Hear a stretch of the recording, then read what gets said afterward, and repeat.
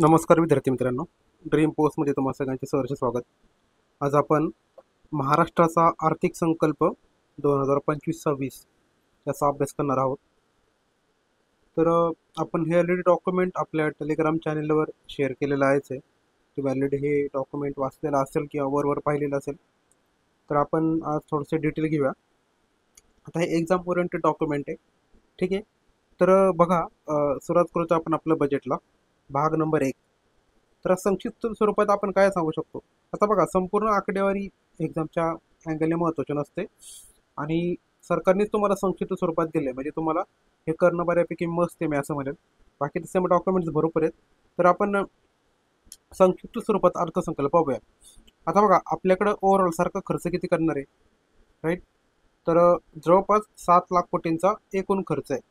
आणि आपण बजेटच्या चॅप्टरमध्ये ऑलरेडी शिकलोय की खर्च हा 2 प्रकारचा असतो, बरोबर? म्हटलंच आहे तुम्हाला मी आपलं चार्ट पण दाखवतो, तुम्हाला एक लक्षात येईल की आपण बजेट चॅप्टर स्टडी केला बरोबर. तर बजेटमध्ये बघा, आपण 2 प्रकारचे खर्च घेतो. कुठले? तर महसुली खर्च आणि भांडवली खर्च. आता आपण बजेटचं क्लासिफिकेशन करताना कसं केलं होतं की महसुली आणि भांडवली असे 2 पार्ट केले. त्याच्यामध्ये मग जमा आणि खर्च असतो, बरोबर. तर खर्चाचं तसंच आपण क्लासिफिकेशन करतो, जसं की महसुली खर्च आणि भांडवली खर्च, राईट. आता अर्थसंकल्पामध्ये आपण येऊया पुन्हा. तर सरकारने 2025-26 या आर्थिक वर्षामध्ये किती खर्च करायचं ठरवलंय, तर तो लक्षात ठेवा, 7,20,00,000 कोटी. ठीक आहे. तर हे सगळे आकडे कोटीमध्ये आहेत, राईट. तर 7 लाख कोटी. बघा, एकक, दशक, शतक, हजार, दश, हजार, लक्ष. तुम्हाला जर हे कळत नसेल की नेमकी मी कशाला लाख म्हणतोय, कितीला हजार म्हणतोय, तर तुम्ही हे लहानपणी कुठे ना कुठे शिकला असालच ऑब्विसली, नंबर सिस्टीममध्ये म्हणा, बेसिक न्यूमरसीमध्ये, राईट. एकक, दशक, शतक, हजार, दश, हजार, लक्ष. तर 7 लाख कोटी ओव्हरऑल एवढा आपला खर्च आहे. आणि हा जो 7 लाख कोटी हा 2025-26साठी. आता जर तुम्ही जुने अंदाज पाहिले, बरोबर, तर 2024-25चा बघा सुधारित अंदाज काय. तर मागच्या वर्षी खर्च किती झालाय, तर तो झाला मित्रांनो 6,72,030 कोटी. ठीक आहे. आणि त्याच्या मागच्या वर्षी किती झालाय, तर 6,12,293 कोटी. शक्यतो कुठलंही बजेट हे वाढणारच असतं, म्हणजे का मला काय म्हणायचं, खर्च शक्यतो वाढत जातो सरकारचा. खर्च शक्यतो सरकार कमी करत नाही, कारण का महागाई वाढलेली असते, सरकारचे डेव्हलपमेंटचे प्रायोरिटी चेंज झालेले असतात आणि विकास करायचा असतो. त्याच्यामुळे तुम्हाला हे आकडे वाढताना दिसतील. तर 7 लाख कोटी राऊंड फिगर तुम्ही 7 लाख लक्षात ठेवा. तुम्हाला एकदमच पॉईंट टू पॉईंट लक्षात ठेवायची गरज नाही. आता ह्या 7 लाख कोटीपैकी बघा, तुमचा महसुली खर्च किती आहे, तर महसुली खर्च लक्षात ठेवा येतो 6,06,855 कोटी. ठीक आहे. तर तुम्हाला एक तर गोष्ट कळली की खर्चाचे आपण 2 पार्ट करतो. कुठले? एका तुमचा महसुली खर्च आणि दुसरा तुमचा भांडवली खर्च. तर आपला टोटल खर्च मी तुम्हाला किती सांगितला, तर तो 7 लाख, मी राऊंड फिगरमध्ये देतो 7 लाख. त्यापैकी महसूल याची किंमत सांगितलंय 6,06,855 कोटी. आपण राऊंड फिगरसाठी आपण 6 लाख कोटी लक्षात ठेवूया. ठीक आहे. म्हणजे राहिलेला खर्च कुठला राहिला मित्रांनो, तर तो भांडवली खर्च आहे का, तर टोटल भांडवली खर्च एवढा असेल का, विचार करा. नाही. तर भांडवली खर्च प्लस थोडाफार त्याच्यामध्ये बाकीच्या गोष्टी, जसे की सरकारने कोणाला लोन वगैरे दिला असेल तर अशा गोष्टी त्याच्यामध्ये येतात. त्याच्यामुळे तुम्हाला एकदमच डिटेलमध्ये जाऊन स्टडी करायची गरज नाही. तुम्हाला फक्त महत्त्वाचं लक्षात ठेवा की टोटल खर्च 7 लाख, त्यापैकी महसुली खर्च तुमचा जवळपास 6,06,855 कोटी. ठीक आहे. नंतर याच्यामध्ये तूट बघा किती, महसुली तूट किती आपली, तर 45,892 कोटी, बरोबर. आणि महसुली तूट मागच्या वर्षी किती होती, 25,000 कोटी. त्याच्या आदल्या वर्षी किती होती, 20,000 कोटी. हे राऊंड फिगर तुम्हाला मी सांगतोय, एवढ्या डिटेलमध्ये जायची गरज नाही. आता सरकार काय म्हणतंय की जो आपला FRBM कायदा आहे, FRBM कायदा कधीचा आहे, महाराष्ट्राचा विचारतील तुम्हाला, भारताचा विचारतील. ऑलरेडी आपण FRBM कायद्यामध्ये पाहिले की FRBM कायदा आला कधी, 2003ला. ठीक आहे. मग तो इम्प्लिमेंट कधी झाला, मग महाराष्ट्राने कधी आणला, पहिलं राज्य कुठलं, राईट, मग त्याचे टार्गेट्स कुठले, हे सगळे ऑलरेडी आपण कोर लेक्चर्समध्ये पाहिले. आता ते पुन्हा पुन्हा रिपीट करायची गरज नाही वाटत मला. तर बघा, सरकारचं म्हणणं आहे की FRBM कायद्यानुसार जे काही आपण राजकीय तूट अचीव करण्याचं उद्देश ठेवलं होतं आणि ते यशस्वी झाले. त्याच्यामध्ये राजकोषीय तूट राज्य उत्पन्नाच्या 3% कमी ठेवण्यामध्ये सरकार यशस्वी झालेलं आहे. आणि जी महसुली तूट आहे, तर ते महसुली तूट 1% कमी राहिलेली. ॲक्च्युली यांना असं म्हणायचं की आपली जे टार्गेट्स आहेत ते आपण बऱ्यापैकी अचीव्ह केलेत, म्हणजे थोडक्यात आपण ट्रॅक करत असं त्यांना सांगायचं. आणि तसं पाहिलं तर ते बऱ्यापैकी ट्रॅकवर आहे देखील, राईट. तर राज्य उत्पन्नाची जी तूट आहे, सॉरी, कुठली राजकोषीय तूट जी आहे आपण त्याला काय म्हणतो, फिस्कल डेफिसिट म्हणतो, राईट. तर शॉर्टमध्ये मी लिहितो एफ डी आपला किती आहे सध्या, 3%पेक्षा कमी आहे. आणि जो रेव्हेन्यू डेफिसिट आहे तो 1%पेक्षा कमी आहे. नंतर पुढचे वार्षिक योजना. आता सरकार जे काही नियतव्यय करते, नियतव्यय म्हणजे काय लक्षात ठेवा, जो काही नियोजित खर्च असतो, नियोजित खर्चाची मर्यादा, नियोजित खर्चाची मर्यादा म्हणजे जो काही खर्च प्लॅन केलेला आहे त्याला म्हणतात नियतव्यय. आता बऱ्याच लोकांना डेफिनेशन कदाचित माहीत नसेल, तुम्ही बेसिक गोष्टी जर अभ्यास केला असेल तुमच्या लक्षात येईल. तर नियतव्यय म्हणजे काय, नियोजित खर्चाची मर्यादा. आता नियोजित खर्चाची मर्यादा किती आहे, तर राज्य स्तरावर सर्वसाधारण किती आहे बघा, 25 साठी तो आहे म्हणजे 1,90,242 कोटी. नंतर अनुसूचित जाती घटक कार्यक्रमासाठी किती, 22,568 कोटी. आदिवासी घटक कार्यक्रमासाठी किती, 21,495 कोटी. आणि जिल्हा वार्षिक योजनांसाठी 20,165 कोटी. ठीक आहे. नंतर टक्केवारी जर इनकेस तुम्हाला विचारली तर सर्वसाधारण राज्यस्तरीय सर्वसाधारण कॅटेगरीसाठी 33% वाढ झाली मागच्या वर्षी तुलनेत. अनुसूचित जातीच्या घटकासाठी त्याच्यामध्ये 42% वाढ झाली. आदिवासी घटकामध्ये 40% वाढ झाली.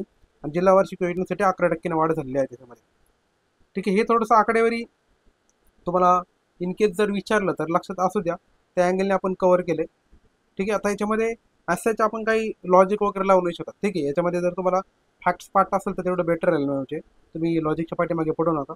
फक्त काही महत्त्व म्हणजे राऊंड फिगर आपण करतो ना, त्या राऊंड फिगर करून तुम्ही आकडेवारी लक्षात ठेवा. नंतर पुढचा जो चार्ट आहे बघा, तो येतो विभागनीय आणि नियतव्यय, म्हणजे आपण डिपार्टमेंट वाईज म्हणतो आपण त्याला, बरोबर का, डिपार्टमेंटनुसार.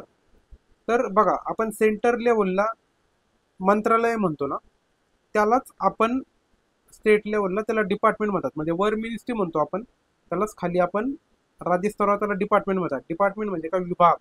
आपण त्याला आपल्या गावठी भाषेमध्ये मंत्रालय म्हणतो, ठीक आहे, पण टेक्निकल भाषेमध्ये त्याला विभाग म्हणतात. तर मग असं वेगवेगळ्या विभागानुसार अर्थात राज्यस्तरीय मंत्रालयानुसार कुठं कुठे किती खर्च करायचं ठरवलंय त्या तुम्हाला या ठिकाणी दिले. सगळं मग टोटल असे जवळपास ऑलमोस्ट सगळेच मंत्रालयांनी याच्यामध्ये घेतलेत. तुम्हाला केवढे पाठ होणार नाहीयेत, राईट. फक्त महत्त्वाचे तुम्ही लक्षात ठेवू शकता की मग कुठल्या मंत्रालयाला बऱ्यापैकी आहे. आपल्याला माहिती की मोठमोठे मंत्रालय कुठले, तर ज्यांना तुमचा खर्च जास्त असू शकतो. महिला व बालविकास आहे त्यांना खर्च भरपूर तुम्हाला दिसतोय. आता तुम्हाला हे आकडे लक्षात राहत असतील तर ठेवू शकता. मी म्हणत नाही की तुम्ही लक्षात ठेवाच, राईट. तुमची चॉईस तुम्हाला लक्षात ठेवायची, कारण एवढे सगळे आकडे पाठ करणं पॉसिबल नाही. पण जे आपण म्हणतो ना की महत्त्वाचे जे आहे तुम्ही ते पाठ करू शकता. हे तुमच्यासाठी होमवर्क असेल, कारण हे सगळे आकडे आहेत, काय शिकवण्यासारखं असं काही नाही आहे. नंतर पुढचं बघा, आता आपल्या एक्झामच्या अँगलने काय महत्त्वाचं नाही आपण ते सध्या बघूया. तर बघा, आपण सुरुवात करतोय म्हणजे पुढच्या थोडंसं अजून काही महत्त्वाचे फॅक्ट्स. तर विकसित भारत आणि विकसित महाराष्ट्र. तर आपल्याला माहिती की आपण भारत सरकारने काय केले, तर विकसित भारत म्हणजे ही आपली थीम आहे. 2047 पर्यंत आपल्याला विकसित व्हायचे. आता 2047च का, तर याचं तुम्हाला लॉजिक तुम्हाला माहीत पाहिजे. आपण काय झाले, 1947ला काय झालं, स्वतंत्र झाले. आणि मग त्याच्यानंतर आपल्याला 100 वर्ष पूर्ण होतात, म्हणून आपण टार्गेट ठेवले की आपल्याला 100 वर्ष ज्यावेळेस आपल्याला होतील त्यावेळेस आपण डेव्हलप कंट्री झालेलं पाहिजे. तर त्यानुसार आपण सरकारने बजेट बनवले आहे. ठीक आहे. मग त्यानुसार मग सरकारने सगळ्या क्षेत्रासाठी बजेट बनवले असं त्यांना थोडक्यात सांगायचे. आणि मग राज्याच्या सर्वांगीण विकासासाठी सरकारने काय केलंय, तर विभाग आणि क्षेत्रीय कार्यालयांसाठी 100 दिवसांचा 7 कलमी कृती आराखडा कायमस्वरूपी राबवणार आहे. किती, 7 कलमी आराखडा किती दिवसांचा आहे, 100 दिवसांचा. आणि मग या कृती आराखड्यामध्ये नेमका काय आहे, राईट. म्हणजे कृती आराखडा म्हणजे त्याला ॲक्शन प्लॅन म्हणतो आपण इंग्लिशमध्ये. असा कुठला ॲक्शन प्लॅन आहे, तर मग त्याच्यामध्ये संकेतस्थळांचा विकास म्हणजे वेबसाईट डेव्हलपमेंट, सुलभ जीवनमान म्हणजे काय, आपण म्हणतो ना की स्टँडर्ड लाईफस्टाईल आहे ना आपली, स्टँडर्ड ऑफ लाईफ सुधारायचे. स्वच्छता, सॅनिटेशन, जनतेचे तक्रारीचे निवारण म्हणजे काय, पब्लिक ग्रीव्हन्सेस रिड्रेसल. कार्यालयामधील सोयीसुविधा म्हणजे काय, फॅसिलिटीज इन पब्लिक ऑफिसेस. गुंतवणुकीचा प्रसार म्हणजे काय, इन्व्हेस्टमेंटचं प्रमोशन करायचं. क्षेत्रीय कार्यालयांना भेटी म्हणजे काय, जे काय फील्ड ऑफिस असेल त्यांना व्हिजिट करणं, त्या सगळ्या गोष्टी त्याच्यामध्ये समावेश आहे. आता हे खूप जेनेरिक झालं. आता आपण वन बाय वन पाहूया. पहिले उद्योगांचा विकास. तर सरकारने सांगितले की आम्ही लवकरच काय करणार आहोत, औद्योगिक धोरण 2025 आम्ही जाहीर करणार आहोत. ठीक आहे. तर त्यानुसार 5 वर्षाच्या कालावधीमध्ये 40 लाख कोटी रुपयांची गुंतवणूक आणि 50 लाख रोजगार निर्मिती करणार आहोत. बघा आकडे खूप महत्त्वाचे आहेत. नवीन औद्योगिक धोरण येणार आहे. त्याच्यानंतर पुढच्या 5 वर्षात ऑब्व्हियसली कुठलं सरकार 5 वर्ष आपल्याला माहिती कालावधी असतो. तर 5 वर्षाच्या कालावधीमध्ये 40 लाख कोटींची गुंतवणूक आणि रोजगार त्याच्यामध्ये 10 लाख ऍड करा, 50 लाख रोजगार निर्मिती करणार आहे. नंतर पुढचं येते म्हणजे केंद्र सरकारने जे 4 कोड आणले आपल्याला, म्हणजे 4 लेबर कोड आणले. तुम्ही जर करंट अफेअर फॉलो करत असाल तर 4 लेबर कोड आणलेत. त्याच धर्तीवर आपण देखील नवीन कामगार नियम तयार करणार आहोत. नंतर पुढचं आहे 10,000 एकराहून अधिक क्षेत्रावर समर्पित लॉजिस्टिक पायाभूत सुविधा विकसित करणार. किती? 10,000पेक्षा जास्त एकरावर dedicated logistic facilities, infrastructure facilities उभारणार आहोत. आता लॉजिस्टिक काय असतं, तर जे काही इन्फ्रास्ट्रक्चर असतं त्याला आपण थोडक्यात ओव्हरऑल ब्रॉड अँगलने लॉजिस्टिक म्हणतो. नंतर मुंबई महानगर प्रदेश, तर मुंबई महानगर प्रदेश हे आंतरराष्ट्रीय दर्जाचे ग्रोथ हब म्हणून विकसित करणारे आपण. मग त्याच्यामध्ये बघा वांद्रे कुर्ला कॉम्प्लेक्स असेल, नंतर कुर्ला वरळी असेल, वडाळा, गोरेगाव, नवी मुंबई, खारघर, विरार बोईसर या 7 ठिकाणी आंतरराष्ट्रीय दर्जाचे आपण निर्माण करणार आहे. 7 ठिकाणी कुठले? वांद्रे कुर्ला कॉम्प्लेक्स तुम्हाला माहित असेल, नंतर कुर्ला शेजारी कुर्ला वरळी घ्या, नंतर वडाळा घ्या, गोरेगाव, नवी मुंबई, खारघर, विरार बोईसर. तर हे 7 ठिकाण आहेत. नंतर मुंबईची जी लक्षात ठेवा अर्थव्यवस्था $140 बिलियन वर त्यांना 2030 पर्यंत $300 बिलियन करायची. किती? $300 billion. It's not a joke, right? तर अर्थव्यवस्था आपण काय म्हटलंय, $140 बिलियन वरून $300 बिलियन पर्यंत करायची आणि 2047 पर्यंत $1.5 ट्रिलियन करायचे. म्हणजे आपलं खूप मोठी महत्वाकांक्षा आपल्या समोर ठेवलेली आहे. नंतर पुढे ते गडचिरोलीला स्टील हब म्हणून विकासाला आणायचे, राईट?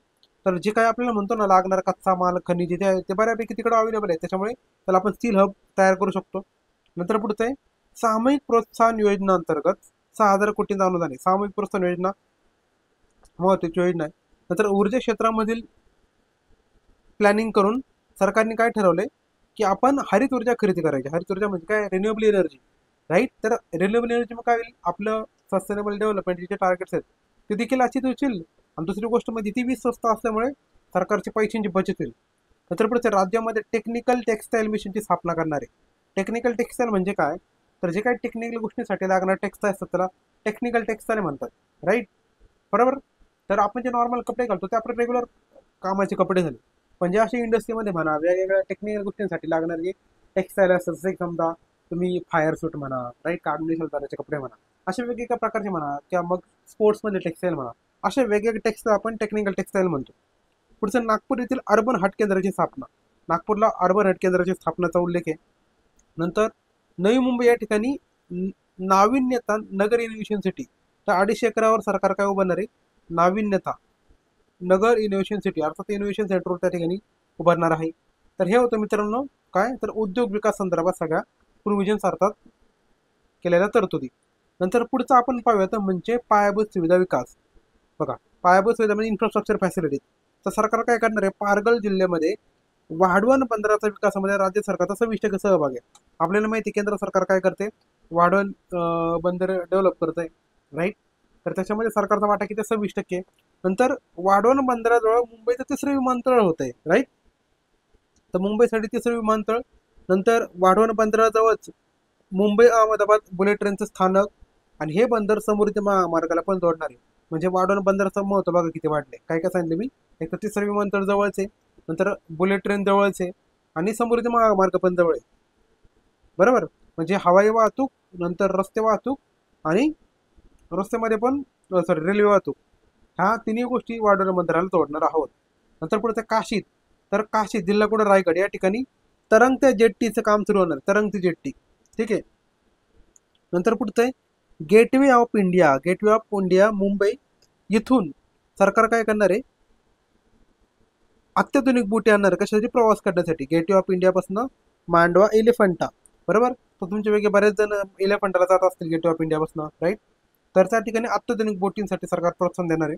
नंतर महाराष्ट्रामधील जे काही किनारी जिल्हे आहेत त्याच्यामध्ये सरकारने शोर प्रकल्प आणायला सुरू ठेवला. शोर प्रकल्प, ठीक आहे, म्हणजे किनारी प्रकल्प आपण त्याला म्हणतो थोडक्यात.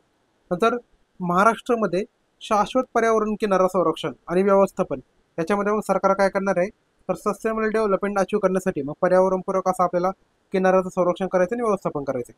पुढचं अमृतकाल राज्य रस्ते विकास आराखडा, राईट? तर अमृतकाल आपला सध्या काय म्हणू शकतो आपण, पिरियड चालू आहे 2025 पासून 47 पर्यंत. हा आपला अमृत कालावधी आहे, बरोबर का, अमृत काल आहे आपला. त्याच्यामध्ये राज्य रस्ते विकास आराखडा त्याच्यामध्ये तयार केला जाणार आहे. पुढचे आशियाई विकास बँक प्रकल्प. आशियाई विकास बँक प्रकल्प याचा आपला तिसरा टप्पा याच्यामध्ये चालू होते. तर त्याच्या अंतर्गत 755 किलोमीटर लांबीचे रस्ते त्या ठिकाणी केले जाणार. किती? 755 किलोमीटर. पुढचं आहे सुधारित हायब्रिड ॲन्युटी मॉडेल. तर हायब्रिड ॲन्युटी मॉडेल आपण ऑलरेडी इन्फ्रास्ट्रक्चरच्या चॅप्टरमध्ये स्टडी केलं आहे. वेगवेगळे मॉडेल असतात बघा, BOT, BO, राईट, BOLT असं जे काय असेल ते. त्याच्यामध्ये एक महत्त्वाचं मॉडेल म्हणजे HAM लेटेस्ट मॉडेल आहे बऱ्यापैकी, राईट. तर one of the PPP model आहे, म्हणजे काय, पब्लिक प्रायव्हेट पार्टनरशिप मॉडेल. त्याच्यापैकी एक म्हणजे HM मॉडेल. ठीक आहे. तर यांच्या अंतर्गत सरकार काय करणार आहे, सिमेंट कॉन्क्रीट करण्याची कामं करणार आहे. नंतर पुढचं आहे प्रधानमंत्री ग्राम सडक योजना. याचा तिसरा टप्पा चालू आहे. तर ह्या टप्प्यामध्ये 2025 साठी 1500 किलोमीटर रस्ते या ठिकाणी उभारले जाणार आहेत. नंतर मुख्यमंत्री ग्राम सडक योजना. तसंच जसं आपल्याला माहिती आहे तसं केंद्र स्तरावर आपण प्रधानमंत्री ग्राम सडक योजना राबवतो, तशाच पद्धतीने राज्य स्तरावर आपण मुख्यमंत्री ग्राम सडक योजना राबवतो. तर त्याच्यामध्ये 1000पेक्षा जास्त लोकसंख्या असलेल्या 3582 गावांना 14,000 किलोमीटर लांबीच्या सिमेंट कॉन्क्रीटच्या रस्त्यांनी आपण जोडणार आहे. कुठं? जिल्हा मार्गांना. ठीक आहे. तर असा सगळा प्रोजेक्ट आहे. 1000पेक्षा जास्त लोकसंख्येचा क्रायटेरिया त्या ठिकाणी आणि 3582 गावांना जोडणार आहे.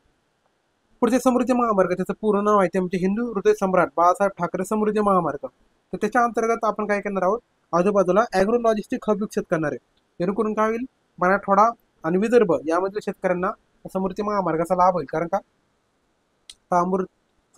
समृद्धी महामार्ग आपल्याला माहित आहे कुठून आहे, तर आमनेगाव, बरोबर का, आमनेगावापासून तिकडं नागपूरपर्यंत असं शिवमडका. तर असे भरपूर मोठा तो समृद्धी महामार्ग आहे.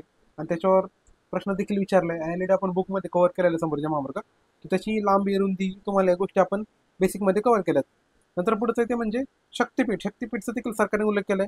जे काही आपले शक्तिपीठ आहे, 3.5 शक्तिपीठ आहे, त्यांना जोडणारा महामार्ग तो शक्तिपीठ महामार्ग. पाठीमागे न्यूजमध्ये देखील आता की सरकार ते प्रकल्प बळस रेटून येते असं समथिंग काहीतरी आरोप झाले ते. तुम्ही करंट चॅनलने देखील ते वाचून ठेवा. ठीक आहे. तर शक्तिपीठसाठी देखील सरकार 760 किलोमीटर लांबीची काय करणार आहे, त्या ठिकाणी लँड ॲक्वायर करणार आहे. पुढचं ठाणे ते नवी मुंबई आंतरराष्ट्रीय विमानतळ असा एलिव्हेटेड मार्ग त्या ठिकाणी केला जाणार आहे. नंतर स्वातंत्र्यवीर सावरकर सागरी सेतू कुठे? वांद्रे ते वर्सोवा. तरी तुम्हाला विचारता येऊ शकतं की सागरी सेतू कुठला आहे, राईट, अटल सेतू कुठला आहे.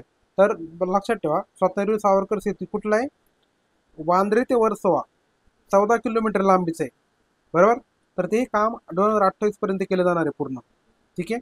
तर तुम्हाला फक्त नाव लक्षात ठेवा कुठलं, स्वातंत्र्यवीर सावरकर सागरी सेतू वांद्रे ते वर्सोवा 14 किलोमीटर. हे महत्त्वाचे फॅक्ट्स आहे त्याच्यामध्ये. नंतर पुणे ते शिरूर. तुमच्यापैकी कुणी जर पुण्याच्या आसपास राहत असेल त्यांना माहिती असेल शिरूरवरून जाणार लोकांना. तर वाघोली ते शुक्रवारपर्यंत खूप सारे ट्रॅफिक असते. कारण का, त्या ठिकाणी MIDC आहे, पुणे जवळ कनेक्टेड आहे, आजूबाजूला विमानतळ आहे. सगळ्या कारणामुळे तो कायम एरिया कसं ट्रॅफिकने जाम झालेला असतो, राईट. तर कधी कधी लिटरली म्हणजे 10 मिनिटाच्या प्रवासासाठी तुम्हाला 1-1 तास त्या ठिकाणी थांबावं लागू शकतो. तर पुणे ते शिरूर हे 54 किलोमीटरचं अंतर आहे, राईट. त्याच्यामध्ये सरकार काय करणार आहे की इलिव्हेटेड पाथ बांधणार आहे. म्हणजे काय, 4 पदरी उन्नत मार्ग त्या ठिकाणी केला जाणार आहे. आणि जेणेकरून काय त्या ठिकाणी ट्रॅफिकची जी कोंडी आहे ती फुटून जाईल. म्हणजे काय, ट्रॅफिक कमी होईल त्या ठिकाणी. नंतर पुढचं आहे ते म्हणजे जसं पुणे ते शिरूर तसं तळेगाव चाकण हा लक्षात घ्या. पुणे पण MIDC एरिया आहे, त्या ठिकाणी आजूबाजूला सगळं इंडस्ट्रीयल एरिया पसरला आहे, राईट. त्याच्यामुळे त्या ठिकाणी भरपूर कायम वाहतूक असते. पुढचे मुंबई नागपूर पुणे या महानगरामधील नागरिकांसाठी 143 किलोमीटर लांबीचे मेट्रो मार्ग. तर मेट्रो मार्ग आपल्याला माहिती आहे मुंबईमध्ये, नागपूरमध्ये, पुण्यामध्ये, राईट. जवळपास 10 लाख प्रवासी लोक प्रवास करतात. तर मग पुण्यामध्ये किती मेट्रो, नागपूरमध्ये किती आहे? तर येत्या वर्षभरामध्ये मुंबईमध्ये 41.2 किलोमीटर, पुण्यामध्ये 30.2 किलोमीटर, असे एकूण 64.4 किलोमीटर लांबीचे मेट्रो मार्ग सुरू होणार आहेत. ठीक आहे. आणि येत्या 5 वर्षामध्ये सरकारचं म्हणणं आहे की आम्ही 237.5 किलोमीटर लांबीचे मेट्रो मार्ग विकसित करत आहोत. पुढचे नागपूर मेट्रोच्या दुसऱ्या टप्प्यासाठी देखील सरकार पैसे देणार आहेत. नंतर पुढचं आहे छत्रपती शिवाजी महाराज आंतरराष्ट्रीय विमानतळ. तर ह्या विमानतळापासून नवी मुंबई आंतरराष्ट्रीय विमानतळ, म्हणजे 2 विमानतळ आहे बघा, छत्रपती शिवाजी महाराज विमानतळ आणि नवी मुंबई आंतरराष्ट्रीय विमानतळ. ह्या माध्यमातून मेट्रो मार्गाचं काम केलं जाणार आहे. नंतर नवी मुंबईमधील उल्वे या ठिकाणी काय झालेलं आहे, नवी मुंबई आंतरराष्ट्रीय विमानतळाचं काम जे आहे ते 85% पूर्ण झाले. आणि पुढे जाऊन मग 2025 मध्ये, एप्रिल 2025 मध्ये देशांतर्गत विमान सेवा सुरू केली जाणार आहे. पुढचं नागपूर. नागपूर या ठिकाणी आपल्याला माहिती आहे डॉक्टर बाबासाहेब आंबेडकर आंतरराष्ट्रीय विमानतळ जे आहे त्याचं श्रेणीवर्धन केलं जाणार आहे. म्हणजे क्लास अपग्रेड केला जाणार आहे, त्याला मॉडर्नाइज केलं जाणार आहे. पुढचं आहे ते म्हणजे शिर्डी विमानतळ. तर शिर्डी विमानतळ देखील त्या ठिकाणी फंड दिले गेलेला आहे. त्या ठिकाणी नाईट लँडिंग देखील सुविधा लवकर सुरू केली जाणार आहे. नंतर अमरावती. तर अमरावती विमानतळाचं काम देखील पूर्ण झालेलं आहे. 31 मार्च पासून त्या ठिकाणी प्रवासी सेवा सुरू केली जाणार आहे. पुढचं रत्नागिरी विमानतळ. रत्नागिरी विमानतळाचं काम देखील त्या ठिकाणी चालू आहे. नंतर गडचिरोली या ठिकाणी नवीन विमानतळ होणार, लक्षात घ्या. गडचिरोली देखील विमानतळ होणार आहे, त्याचं सर्वेक्षण चालू आहे. त्या ठिकाणी सगळं प्लॅनिंग वगैरे चालू आहे. नंतर अकोलाचं विमानतळ. अकोला विमानतळाचा देखील विस्तार केला जाणार आहे. म्हणजे बघा, रत्नागिरी, अकोला, गडचिरोली, अमरावती, शिर्डी, राईट. तर हे जे टियर 2 टियर 3 सिटीज आहेत ना, त्यांना जोडायचं काम सरकार करतंय. पुढचे 6000 डिझेल बसचे रूपांतर आपण CNG आणि LNG मध्ये करणार आहोत. तर डिझेलवरच्या बसचं आपण काय करणार आहोत, तर हे जे आपण म्हणतो ना की कमी प्रदूषण करणारे जे फ्युएल आहे त्यांच्यावर आपण बस चालवणार आहोत. त्यासाठी सरकार अर्थसहाय्य देणार आहे. तर हे होतं मित्रांनो तुमचं पायाभूत सुविधा. यानंतर आपण पुढचा टॉपिक पाहूया, म्हणजे कृषी आणि संलग्न क्षेत्र. तर कृषी संलग्न क्षेत्रामध्ये आहे ते म्हणजे नानाजी देशमुख कृषी संजीवनी प्रकल्प. याच्या प्रश्न आयोग कायम विचारतं, नानाजी देशमुख संजीवनी प्रकल्प तर कशा संदर्भात आहे, कृषी संदर्भात आहे, बरोबर. तर त्या टक्क्यामध्ये सरकार काय करणार आहे, जवळपास 21 जिल्ह्यामधील 7201 गावामध्ये सरकार असा प्रकल्प राबवणार. किती? 21 जिल्ह्यामधील 7201 गावामध्ये नानाजी देशमुख कृषी संजीवनी प्रकल्प राबवला जाणार आहे. ही जी स्कीम आहे त्याचे सगळे बेसिक डिटेल्स ऑलरेडी आपण बुकमध्ये कव्हर केलेले आहेत. तर पुढचं कृत्रिम बुद्धिमत्ता अर्थात AI. तर AIच्या माध्यमातून शेतीमध्ये सुधारणा घडवून आणण्यासाठी सरकार काय करणार आहे, पहिल्या टप्प्यामध्ये 50,000 शेतकऱ्यांसाठी 50,000 शेतकऱ्यांच्या 1,00,000 एकर क्षेत्राला फायदा करण्यासाठी 2 वर्षामध्ये 500 कोटी रुपयांचा निधी सरकार प्रोव्हाइड करणार आहे. बघा, म्हणजे आपण AI फक्त एक इंडस्ट्रीला लिमिटेड नाही ठेवत, शेतीमध्ये देखील आणून पुढच्या काय म्हणतो आपण 2 वर्षामध्ये सरकार 500 कोटीच्या माध्यमातून पहिल्या टप्प्यामध्ये 50,000 शेतकऱ्यांच्या माध्यमातून 1,00,000 एकर एवढ्या क्षेत्राला फायदा करून जाणार. ठीक आहे. तर ह्या अशा गोष्टी तुम्ही ना एसे मध्ये वापरू शकता की सरकार समजा आता AI साठी जर असा निबंध वगैरे आला तुम्ही त्या ठिकाणी वापरू शकता की कशा प्रकारे सरकार देखील त्या ठिकाणी प्रोत्साहन देते. ठीक आहे. AI इन ॲग्रिकल्चर म्हणजे एकदम स्पेसिफिक टॉपिक तुम्हाला डिस्क्रिप्टिव्ह पॅटर्नसाठी विचारला तर AI इन ॲग्रिकल्चर, राईट. किंवा मग बऱ्याच जणांची कोणी आता ॲग्रिकल्चर मेनसाठी पण कोणी असेल त्यांना असे टॉपिक आहेत बघा, राईट का, बरोबर का. कृषीमध्ये तंत्रज्ञानाचा वापर कसा केला जातो त्या अँगलने तुम्हाला असे बजेटचे पॉईंट वापरता येतील. नंतर पुढचं आहे ते म्हणजे महाराष्ट्र सिंचन सुधारणा कार्यक्रम. ठीक आहे. तर सिंचनाचा कार्यक्रम आपल्याकडं चालूच असतो कायम. तर त्याच्या अंतर्गत आपण कालवे वितरण प्रणाली आहे त्याच्यामध्ये सुधारणा केली जाणार आहे. पुढचं जलयुक्त शिवार खूप महत्त्वाची योजना आहे. म्हणजे फडणवीस सरांची म्हणू शकतो की आपण ड्रीम म्हणतात अशा प्रकारची योजना. तर जलयुक्त शिवार योजना 2014 मध्ये सुरू झाली, बरोबर. तर त्याचं टार्गेट होतं की सरकारला महाराष्ट्राला दुष्काळमुक्त करायचं. तर याचा दुसरा टप्पा सुरू झाला मित्रांनो. तर दुसऱ्या टप्प्या माध्यमातून 5,818 गावामध्ये 4,000 कोटींची कामं केली जाणार आहेत. आणि सगळी राहिलेली कामं मार्च 2024 पर्यंत सरकार पूर्ण करणार आहे. गावं किती? 5,818 गावं. ॲटलीस्ट गावं तरी पाठ करा, 5,818 गावं. आणि कधी पूर्ण करणार आहे? 2026 पर्यंत, मार्च 2026 पर्यंत. पुढचं गाळमुक्त धरण, गाळयुक्त शिवार ही योजना देखील कायमस्वरूपी राबवणार. कुठलं? तर गाळ काढायचा आणि शेतामध्ये पसरायचा, जेणेकरून काय होईल तर धरण देखील रिकाम होईल, त्याचं पाणी साठाचा कॅपॅसिटी वाढेल आणि त्या गाळाचा उपयोग करून शेतकरी काय करू शकतात, आपल्या शेतामध्ये पसरू शकतात. त्यांना चांगल्या प्रकारची सुपीक माती बुडू शकते. पुढचं वैनगंगा. आता बघा, नदी जोड प्रकल्प. आता रिव्हर लिंकिंग हा प्रोजेक्ट खूप जुना आहे तसा पाहिलं तर, पण त्याला म्हणा तेवढं प्रोग्रेस झाली नाही. तर त्या माध्यमातून वैनगंगा नळगंगा नदी जोड प्रकल्प तत्वता मान्यता देण्यात आलेला आहे. तर तुम्हाला नाव पाठ करून ठेवा, वैनगंगा नळगंगा दोन्ही गंगा आहेत. नंतर पुढचं आहे तो अजून एक प्रकल्प आहे, तो म्हणजे नार पार गिरणा. तर नार पार गिरणा हा नदी जोड प्रकल्प या माध्यमातून नाशिक आणि जळगाव जिल्ह्यातील शेतकऱ्यांना फायदा करून देण्यासाठी सरकार त्या ठिकाणी निधी देणार आहे. ठीक आहे. तर 2 तरी लक्ष या ठिकाणी दिलेले कुठले, मी अजून तर पुढे येणारच बघा. ते बघा, दमणगंगा एकदरे गोदावरी हा देखील नदी जोड प्रकल्प आहे. म्हणजे आतापर्यंत आपण 3 पाहिले. पहिला आहे वैनगंगा नळगंगा, दुसरा आहे नार पार गिरणा आणि तिसरा आहे दमणगंगा एकदरे. ठीक आहे. तर 3 तुम्हाला नदी जोड प्रकल्प पाठ करून ठेवायचे.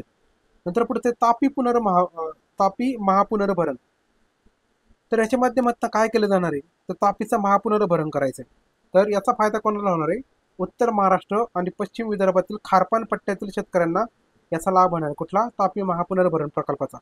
पुढचे कोकणातील ज्या नद्या आहेत उल्हास आणि वैतरणा, त्याच्यातून पाणी उपसायचं, कारण का ठिकाणी पाऊस भरपूर पडतो, त्यांना पूर येतो, नद्या छोट्या आहेत त्याच्यामुळे. त्या ठिकाणी काय होतं, त्याचं पाणी वळून गोदावरीमध्ये टाकायचं, म्हणजे गोदावरीत वळवायचं. अशा प्रकारे या ठिकाणी हाती घेण्यात येणार, जेणेकरून काय, गोदावरी आपल्याला माहिती आहे, गोदावरीमध्ये मराठवाड्यातील लोकांसाठी खूप मोठं संजीवनी म्हणून काम करत आहे, राईट. तर जायकवाड ही प्रकल्प आपल्याला माहिती आहे, तो शेतकऱ्यांसाठी खूप महत्त्वाचा प्रकल्प आहे. तर मराठवाड्यातील जवळपास 2,40,000 हेक्टर क्षेत्राला सिंचन प्रोव्हाइड करण्यासाठी त्या माध्यमातून प्रयत्न केला जाणार आहे. उल्हास आणि वैतरणा त्या कोकणातील नद्यांचं जास्तपणे गोदावरीमध्ये वाळवायचं, लक्षात ठेवा. ठीक आहे. नंतर पुढचे सांगली जिल्ह्यामध्ये सरकार काय करणार आहे, तर 200 मेगावॅट क्षमतेच्या म्हैसाळ उपसा सिंचन प्रकल्प आहे. कुठला, म्हैसाळ. पुढचे गोसी खुर्द या ठिकाणी जो राष्ट्रीय प्रकल्प आहे, या माध्यमातून सरकार काय करणार आहे, 2026 पर्यंत सिंचन प्रकल्प त्या ठिकाणी पूर्ण करणार आहे.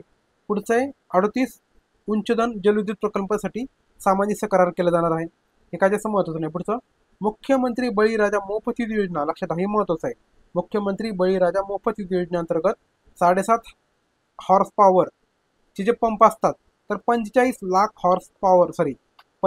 लाख एवढे कृषी पंप सरकार देणार आहे. किती हॉर्स पॉवरचे, 7.5 हॉर्स पॉवरचे.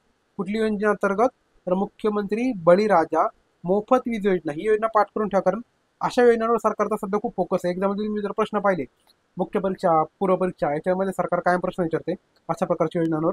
पुढचे राष्ट्रीय नैसर्गिक शेती अभियान, बरोबर, national mission on natural farming, हे जे आहे ना, त्याच्या माध्यमातून शेतकऱ्यांना 2 वर्षासाठी 255 कोटीचा निधी दिला जाणार आहे. नंतर पुढचे नगरपालिका क्षेत्रामधील जे काही सांडपाणी आहे त्याच्या प्रक्रियेसाठी सरकार प्रकल्प हाती घेणार आहे. नंतर बांबू आधारित योजना, बरोबर का, बांबू आधारित उद्योग आहेत त्याच्यामध्ये सरकार बांबू लागवड प्रकल्प राबवणार आहे. तर बघा, आता राज्यसभेला 2023 राज्यसभेचा मेन्स पेपर झाला 2024 मध्ये, त्याच्यामध्ये त्यांनी प्रकल्प विचारला होता की गडचिरोलीमध्ये बांबू आधारित कुठला प्रकल्प येतं, त्याचं उत्तर होतं अगरबत्ती. आता हे तुम्हाला याचं माहिती असणं गरजेचं आहे, असं काही नव्हतं. तुम्हाला लॉजिक पण लावता येत होतं की अगरबत्तीसाठी काय लागणार, बांबू लागणार, हे तुम्हाला लॉजिकली तुक्का मारता येत होता. पण लक्षात असे प्रकल्प की सरकार काय करते, बांबू आधारित उद्योगांना चालना देण्यासाठी अशा प्रकारचे प्रकल्प राबवते. पुढचे आंतरराष्ट्रीय सहकार वर्ष, तर सहकार वर्ष 2025 जे आहे, म्हणजे ऑब्वियसली दरवर्षी साजरा करतो आपण, त्याच्या माध्यमातून सरकार वेगवेगळ्या उपक्रमासाठी काय करणार आहे, फंड प्रोव्हाइड करणार आहे. आणि हे काम महत्त्वाचं आहे सरकार, कारण का सहकार ही वेगळी म्हणू शकतो की मिनिस्ट्री केली गेलेली आहे, बरोबर. त्याचे सध्याचे मिनिस्टर कोण आहेत, तर कोणाच्या अंतर्गत दिले, ते अमित शहा यांच्या अंतर्गत. पुढचे 2100 कोटी रुपयांचा एक महत्त्वाचा प्रकल्प आहे. कुठला, बाळासाहेब ठाकरे कृषी व्यवसाय ग्रामीण परिवर्तन, त्याला शॉर्टमध्ये स्मार्ट म्हणतात, स्मार्ट प्रकल्प, लक्षात ठेवा. तर असं स्मार्ट प्रकल्प, त्याचा फुल फॉर्म काय आहे, बाळासाहेब ठाकरे कृषी व्यवसाय व ग्रामीण परिवर्तन प्रकल्प, अर्थात स्मार्ट प्रकल्प. पुढचा आहे मित्रांनो, तो म्हणजे Maharashtra agri business network magnet 2.0. तर हा प्रकल्प काय करणार सरकार, राज्यामध्ये शाश्वत आणि उच्च मूल्य सेवा असलेल्या कृषी व्यवसायाचे केंद्र व्हावं यासाठी, राईट. यासाठी सरकार Maharashtra agri business network magnet हा प्रोजेक्ट राबवत आहे. पुढच्या शेतकऱ्यांना दिवसा कशा प्रकारचा पुरवठा करायचा, विश्वासार्ह म्हणजे काय, रिलायबल अशा प्रकारचा त्यांना वीज पुरवठा करण्यासाठी 27 जिल्ह्यामध्ये मुख्यमंत्री सौर कृषी वाहिनी 2.0 योजना राबवणार. ही योजना पाठ करून ठेवायचा प्रश्न विचारला एमपीएससीने आता लेटेस्टमध्ये. तर मुख्यमंत्री सौर कृषी योजना 2.0 याच्यामध्ये किती जिल्ह्यामध्ये, तर 27 जिल्ह्यामध्ये सरकार या ठिकाणी ही योजना राबवणार आहे मित्रांनो. ठीक आहे. वर आपण पाहिली ती योजना कुठली होती, तर का बघा, मुख्यमंत्री बळीराजा मोफत योजना, लक्षात ठेवा, राईट. आणि खालची योजना कुठली, तर ही सौरवाली, लक्षात ठेवा, सौर कृषी वाहिनी योजना 2.0, ही 27 जिल्ह्यामध्ये. पुढचा ते म्हणजे बी बियाणे, यंत्रसामुग्री, खतं, शेतमाल यांच्या वाहतुकीसाठी सरकारने काय केले, बळीराजा शेत व पानंद रस्ते येणे योजना सुरू करणार आहे. तर पानंद रस्ते म्हणजे काय, ते शेतातून पाऊलवाट असेल तर आपण पानंद रस्ते म्हणतो. तर शेतकऱ्यांना जेणेकरून काय होईल, त्यांच्या शेतामध्ये अशा प्रकारचं माल वाहतूक करण्यासाठी, रस्ते तयार करण्यासाठी पानंद आणि शेत रस्ते अशी नवीन योजना त्या ठिकाणी राबवली जाणार आहे. हे पुढचं सेक्टर आपण पाहतो म्हणजे सामाजिक क्षेत्र. तर सामाजिक क्षेत्रामध्ये बघा, पहिलं टार्गेट सरकारचं म्हणजे सर्वांसाठी घरे, म्हणजे काय, हाऊसिंग फॉर ऑल. तर हे जे टार्गेट पुढच्या 5 वर्षामध्ये साध्य करायचं असेल, तर सरकारने काय ठरवलंय, स्वतःचं नवीन गृहनिर्माण अर्थात न्यू हाऊसिंग पॉलिसी सरकार लवकर जाहीर करणार आहे. मग त्याच्यामध्ये मग प्रधानमंत्री आवास योजना टप्पा 2, राईट. तर ह्या 2 टप्पा जो आहे दुसरा टप्पा, तर 20 लाख घरकुलांना मान्यता अंतर्गत घरकुल बांधणीच्या अनुदानात राज्य सरकारकडनं 50,000 रुपयाची वाढ करण्यात येणार आहे. म्हणजे जे प्रधानमंत्री आवास योजनेअंतर्गत आपल्याला पैसे मिळतात त्याच्यामध्ये राज्य सरकार स्वतःहून 50,000 रुपये आपल्याला एक्स्ट्रा देणार आहे. लक्षात ठेवा, किती? 50,000 रुपये एक्स्ट्रा भेटणार आहेत. आणि प्रधानमंत्री आवास योजना शहरी, तर शहरी याच्यासाठी या ठिकाणी देखील सरकारने निधी दिलेला आहे. नंतर प्रधानमंत्री सूर्यघर वीज योजना जी आहे, सूर्यघर वीज योजनेअंतर्गत सौर ऊर्जा संच खरेदीसाठी देखील सरकार अनुदान देणार आहे. पुढचे अन्न सुरक्षा योजना, तर अन्न सुरक्षा योजनेअंतर्गत सप्लाय चेन ब्लॉकचेन टेक्नॉलॉजीचा वापर केला जाणार. लक्षात घ्या, ब्लॉकचेन म्हणजे काय? ब्लॉकचेन टेक्नॉलॉजी आपल्याला माहिती आहे. तर ब्लॉकचेन टेक्नॉलॉजी अशा प्रकारची टेक्नॉलॉजी हॅक करणं थोडंसं मुश्किल असतं, सेफ असते, प्रायव्हसी त्या ठिकाणी जपली जाते. तर ब्लॉकचेन टेक्नॉलॉजीचा वापर करून सरकार सप्लाय चेनमध्ये सुधारणा करणार आहे, ट्रान्सपरन्सी आणणार आहे. पुढचे जल जीवन मिशन, तर जल जीवन मिशन अंतर्गत आपल्याला माहिती आहे की हर घर नल से जल असं त्याची टॅगलाईन आहे. त्या माध्यमातून सरकार त्या ठिकाणी पैसे देणार आहे. नंतर गोदावरी पुनर्भरण आणि मराठवाडा ग्रीड या ठिकाणी ही प्रकल्प राबवला जाणार आहे. नंतर स्वच्छ भारत, आपल्याला म्हणजे स्वच्छ भारत योजना आली 2014 मध्ये. 2019 पर्यंत त्यांना काय करायचं होतं, तर ODF करायचं होतं आपल्या सगळ्यांना. ODF म्हणजे काय? Open defecation free. तर स्वच्छ भारत अभियान ग्रामीण याचा टप्पा क्रमांक 2, तर 25 साठी सरकारने पैसे दिलेले आहेत. नंतर ठाणे ठाणे या ठिकाणी 200 खाटांचे, रत्नागिरीमध्ये 100 खाटांचे रेफरल सर्व्हिसेसचं रुग्णालय म्हणजे संदर्भ सेवा रुग्णालय उभारले जाणार आहे. तसंच रायगड या ठिकाणी 200 खाटांचं अतिविशेष म्हणजे काय म्हणतो ना आपण सुपर स्पेशालिटी रुग्णालय उभारलं जाणार आहे रायगड या ठिकाणी. पुढचं धनगर आणि गोवारी समाजाकरता आदिवासी उपयोजनेच्या धर्तीवर एकूण 22 कल्याणकारी योजना राबवल्या जाणार आहेत. कुठल्या? धनगर आणि गोवारी समाज. ठीक आहे. नंतर पुढचं ते म्हणजे अल्पसंख्याक संशोधन आणि प्रशिक्षण संस्था, राईट. त्याच्यासाठी देखील पुरेसा निधी दिला गेलेला आहे. जसं आपल्याला सारथी आहे बघा, बार्टी, तसेच अल्पसंख्याक देखील आहे ते म्हणजे अल्पसंख्याक संशोधन प्रशिक्षण संस्था, त्यासाठी देखील सरकार पैसा देणार आहे. पुढचं आहे दिव्यांग कल्याण, तर दिव्यांग कल्याणासाठी जिल्हा वार्षिक योजनेतील किमान 1% निधी राखीव ठेवला जाणार आहे. नंतर वेगवेगळ्या समाजाच्या प्रगतीसाठी सरकारने वेगवेगळ्या 18 महामंडळ स्थापन केले आहेत. तर सगळ्यांना एकाच संकेतस्थळावर म्हणजे एकाच वेबसाईटवर सरकार घेऊन येणार आहे, राईट. वेगवेगळ्या जातीनुसार, राईट. मग म्हणतो ना आपण जसं मराठासाठी सारथी आहे, बरोबर, तशा प्रकारच्या संस्था सरकारने लढत स्थापन केल्यात. पण महामंडळ देखील सरकारने स्थापन केल्यात. लक्षात घ्या, जातीनुसार वेगवेगळ्या कॅटेगरीनुसार. नंतर पुढचं आहे सगळ्यांची आवडती योजना, तो म्हणजे मुख्यमंत्री माझी लाडकी बहीण योजना. तर या अंतर्गत सरकारने किती महिलांना निधीचं वाटप केले? 2,53,00,000 लाभार्थी महिलांना 33,232 कोटी रुपयांचं वाटप केले. आणि 2025-26 साठी सरकारने 33,000 कोटी खर्च करायचं ठरवलंय. ठीक आहे. पुढचे 2025-26 मध्ये सरकारने 24 लाख महिलांना लखपती दिदी करायचं ठरवलंय. तर लखपती दिदी योजना माध्यमातून काय केलं होतंय, तर बचत गटांच्या माध्यमातून सरकार काय करणार आहे, महिलांना लखपती करणार आहे. अशीच लखपती दिदी नावाची स्कीम आहे. तर 24 लाख महिलांना लखपती सरकार करणार आहे. पुढचं प्रत्येक जिल्ह्यामध्ये एक उमेद मॉल, तर उमेद मॉलच्या माध्यमातून सरकार काय करणार आहे, महिलांचं एम्पॉवरमेंट करणार आहे, राईट. तर पहिल्या टप्प्यात 10 जिल्ह्यांसाठी पहिल्या टप्प्यामध्ये किती घेतलं सरकारने? 10 जिल्हे घेतात, 150 कोटी रुपयांचे निधी देणार आहे. पुढचं शिवछत्रपती क्रीडा संकुल पुणे, राईट. तर पुणे ठिकाणी स्पोर्ट्स कॉम्प्लेक्स आपल्याला माहिती आहे, त्या ठिकाणी स्पोर्ट्स कॉम्प्लेक्समधील फॅसिलिटीजचं रिज्युनेशन म्हणजे नूतनीकरण केलं जाणार आहे. नंतर क्रीडा संकुलाच्या देखभाल दुरुस्तीसाठी जिल्हा वार्षिक योजनेतील किमान 1% निधी राखीव ठेवला जाणार आहे.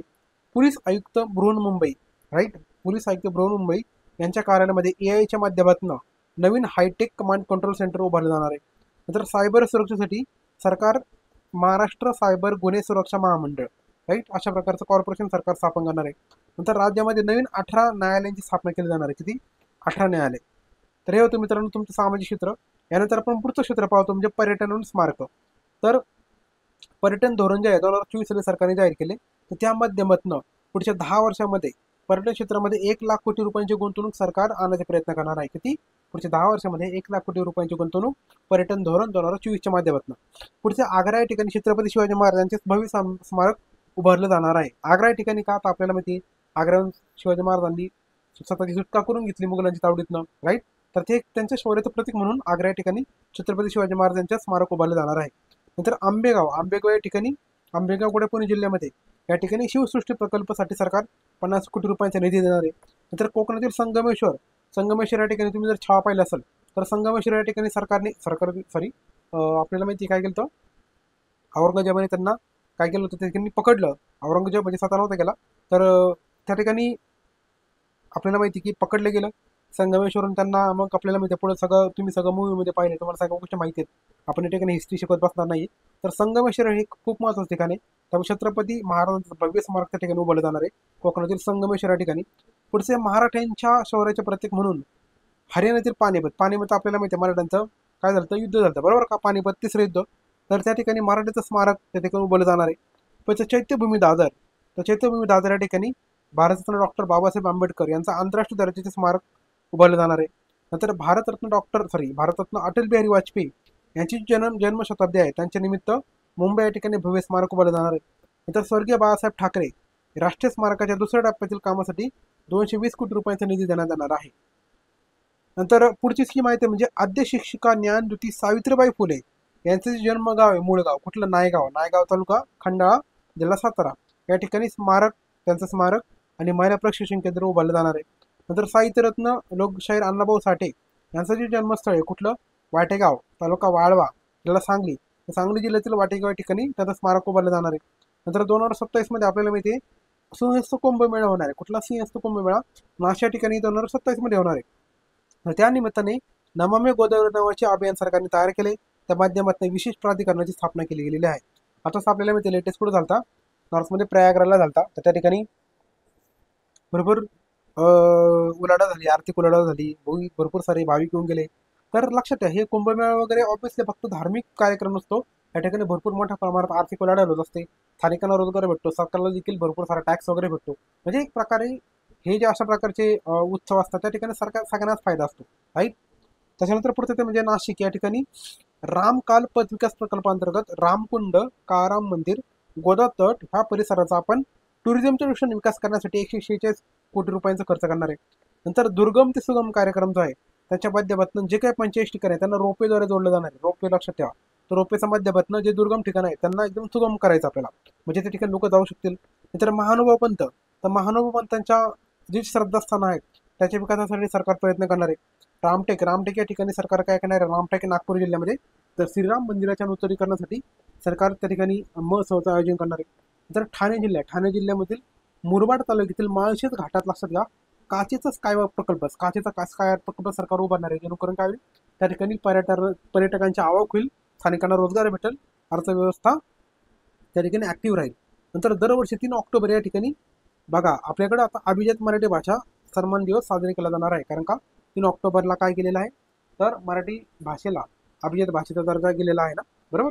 तर मग 3 ते 9 ऑक्टोबर या दरम्यान अभिजात मराठी भाषा सप्ताह साजरा केला जाणार आहे. आणि अनुवाद अकादमी असला ट्रान्सलेशन सोसायटी हे देखील स्थापन केले जाणार आहे.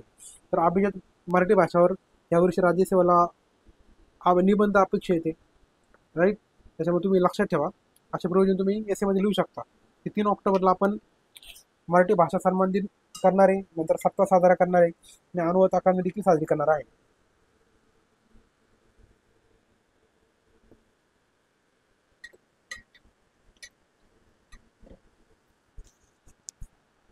तर हे होतं मित्रांनो तुमचा अर्थसंकल्प याचा पार्ट 1. त्याच्यानंतर आपण पुढचा पार्ट पाहणार आहोत, राईट. तर दुसऱ्या पार्टमध्ये आपल्याला काय पाहिजे बघा,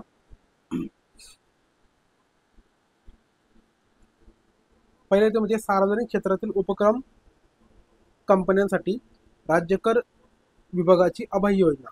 ठीक आहे, अभय म्हणजे काय, एखाद्याला काय करायचं, तुम्ही ऐकलं असेल अभयारण्य म्हणजे काय, सँक्च्युरी देणे एखाद्याला. सँक्च्युरी म्हणजे काय, त्याला सांगायचं भाऊ तू भिवू नको, मी आहे ना, तुझी काळजी घ्यायला, तशा प्रकारे त्याला म्हणतात अभय. सिंपल भाषेमध्ये तुम्हाला मी सांगितलं मी अभय म्हणजे काय, राईट. तर बघा एखाद्याला दिलासा देणे त्या पद्धतीने, तर राज्य सरकार काय करणार आहे, राज्यकर विभागामार्फत सार्वजनिक क्षेत्रातील उपक्रम कंपन्यांकडे ज्या काय थकबाकी आहे त्या थकबाकी सरकार अशा प्रकारची अभय योजना सरकारने जाहीर केली. आणि मग अभय योजनेचा कालावधी किती आहे, तर जो कायदा आहे ना, प्रस्तावित कायदा लागू झाल्यापासून त्या दिनांकापासून 31 डिसेंबर 2025 पर्यंत अशा प्रकारे अभय योजना ती चालू असेल. नंतर पुढचं ते म्हणजे व्यक्तिगत मालकीच्या परिवहनेतर 4 चाकी CNG आणि LPG वाहनावरील मोटार वाहन करामध्ये वाढ केलेली आहे सरकारने. ठीक आहे, तर 4 चाकी CNG आणि LPG वाहनावर सरकारने मोटार वाहन करामध्ये वाढ केलेली आहे. ठीक आहे, किती वाढ केलेली आहे, तर कराच्या दरामध्ये 1% वाढ केलेली आहे, प्रस्तावित आहे, लक्षात ठेवा. नंतर याच्यामुळे काय होईल, सरकारला 150 कोटी रुपयाचा अतिरिक्त महसूल भेटू शकतो. ठीक आहे. सीएनजी आणि एलपीजी वाहनावर सरकारने टॅक्स वाढ केलेली लक्षात ठेवा 1%. तुम्हाला काय तिथे ऑड आवडू शकतो की सरकार सीएनजीवर एलएनजीवर कशाला वाढ करते, राईट. त्याच्यावर टीका देखील झालेली आहे ॲक्च्युली. पण तुम्हाला लक्षात ठेवण्यासाठी थोडंसं ऑड आहे की एलपीजी आणि सीएनजी वाहनांवर सरकारने टॅक्स लावलाय, देखील लावायला नव्हता पाहिजे होता. असो, जे काय असेल ते. पुढचे सदर दरवाढीमुळे काय होणार ते साईडला लिहिणे आपण. नंतर पुढचे रुपये 30 लाखापेक्षा अधिक किमतीच्या इलेक्ट्रिक वाहनावरील मोटर वाहन कर. ॲक्च्युअली हा देखील कॉन्ट्रोवर्शियल निर्णय. सरकारने काय ठरवलंय, तुम्ही इलेक्ट्रिक वस्तू घ्या, इलेक्ट्रिक वाहनं खरेदी करा, जेणेकरून काय प्रदूषण कमी होईल, आपलं डिझेलचं पेट्रोलचं बिल वाचलं, म्हणजे सरकारचं बिल वाचलं ऑब्व्हियसली. तर त्याच्या माध्यमातून सरकारने काय करत असतं, सरकार इलेक्ट्रिक व्हेकल प्रोत्साहन देत असतं. पण 30 लाखापेक्षा जर तुमची वस्तू असेल, कुठली इलेक्ट्रिक वाहन असेल, तर त्याच्यावर 6% दराने मोटार वाहन कराची आकारणी केली जाणार. लक्षात घ्या, 6%. हा देखील माझ्या मते कॉन्ट्रोवर्शियल निर्णय. वाचा 1% आपण पाहिला सीएनजी आणि एलपीजी, तसंच खाली इलेक्ट्रिकमध्ये 6%. पुढचे मोटार वाहन कराच्या कमाल मर्यादेत वाढ केलेली आहे. तर मोटार वाहन कर जो आहे, लक्षात घ्या, ते 20 लाख रुपयावरनं 30 लाख रुपये करण्यात आलेले आहे. मोटार वाहन कर म्हणजे जी कमाल मर्यादा आहे 20 लाखावरून 30 लाख केली. त्याच्यामुळे सरकारला अतिरिक्त महसूल किती भेटणार, तर 170 कोटीचा अतिरिक्त महसूल भेटणार. पुढचे बांधकामासाठी वापरले जाणारे जे काही वाहन आहेत त्याच्यावर एक रकमी कर आकारणी केली जाणार आहे. त्याच्यामध्ये क्रेन्स, कॉम्प्रेसर, प्रोजेक्टर, एस्केवेटर्स हे जे काही वाहन आहेत त्या वाहनांना मोटार वाहन कराची आकारणी हे एक रकमी अनिवार्यपणे वाहनाच्या किमतीच्या 60% दराने प्रस्तावित आहे. किती? 60%. याच्यामुळे सरकारला अतिरिक्त महसूल भेटेल. ठीक आहे. हे फक्त तुम्ही टक्क्यावर लक्षात ठेवा, इकडे 60%, वर 6%, त्याच्यावर 1%. नंतर पुढचे हलक्या माल वाहतुकीच्या वाहन असतात, बरोबर. तर त्याला आपण एलजी म्हणतो, लाईट गुड्स व्हेकल. तर त्याच्या मोटार वाहन करामध्ये सरकारने सुसूत्र आणण्याचा प्रयत्न केला आहे. तर 7,500 किलो वजनापर्यंतच्या, राईट, म्हणजे जवळपास 7.5 टन वजनापर्यंतच्या माल वाहतूक करणाऱ्या हलक्या वाहनांवर 60% दराने एक रकमी अनिवार्यपणे मोटार वाहन कर भरणा करण्याचे प्रस्तावित केलेले आहे. तुम्हाला टक्के लक्षात द्यायची. हलक्या वाहन कुठलं, लाईट गुड्स व्हेकल 60%. नंतर पुढचं आहे पूरक दस्तऐवजासाठी मुद्रांक शुल्क. तर एकाच व्यवहाराच्या पूर्ततेसाठी एकापेक्षा जास्त दस्तऐवजांचा वापर केल्यास यापुढे पूरक दस्तऐवजांना ₹100 ऐवजी 500 इतर मुद्रांक शुल्क, म्हणजे या ठिकाणी सरकारने वाढ केलेली आहे. पहिलं किती होतं, 100, राईट. तर आता सरकारने केले ते 500%. याच्यावर देखील टीका झाली की सरकारने स्टॅम्पच वाढवून ठेवला डायरेक्ट. आणि ॲक्च्युली सरकारला याच्यामुळे खूप सारा पैसा भेटत असतो स्टॅम्प ड्युटीमध्ये. ठीक आहे. तर 100 रुपयावर किती केले स्टॅम्प ड्युटी, 500 रुपये केलेले आहे. पुढचे मुद्रांक अधिनियमामधील कलम 31(1) मधील अभिनिर्णय प्रकरणे. तर मुद्रांक शुल्काबाबत अभिनिर्णय प्रक्रियेसाठी सध्या जे आकारण्यात शुल्क आहे ते 100 रुपये, ते वाढून 1000 रुपये करण्याचं ठरवलं. बघा, 100 रुपये डायरेक्ट 1000 रुपये, म्हणजे महागाई किती वाढणार आपल्या भाषेमध्ये, राईट. तर हे 1000 रुपये, 1000 रुपये लक्षात ठेवा, टक्के नाही, 1000 रुपये लक्षात ठेवा. लिहिजे 100 डायरेक्ट 1000 रुपये केले. नंतर पुढचं आहे, हे काय खालचं नाही महत्त्वाचं. पुढचं आहे ई मुद्रांक प्रमाणपत्राची तरतूद. तर नागरिकांना ऑनलाईन पद्धतीने मुद्रांक शुल्काचा भरणा करायचा, म्हणजे तुम्ही ऑनलाईन भरू शकता, राईट. स्टॅम्प ड्युटी आणि प्रमाणपत्र देणे हे सुलभ व्हावं यासाठी ई मुद्रांक प्रमाणपत्राची तरतूद करण्यात आलेली आहे, म्हणजे प्रस्तावित आहे, राईट. तर ही अशा प्रकारे मित्रांनो तुमचा महाराष्ट्राचा बजेटचा पार्ट 2 होता. तर मी तुम्हाला महत्त्वाचे पॉईंट सगळे सांगितलेत, कुठं कुठं तुम्ही कसं लक्ष ठेवू शकता ते देखील सांगितलंय. तर अशा प्रकारे आपला जो महाराष्ट्राचा बजेट होता 2025-26 या ठिकाणी संपलेला आहे. तर पुन्हा भेटूया पुढच्या लेक्चर्समध्ये. तोपर्यंत सर्वांना धन्यवाद.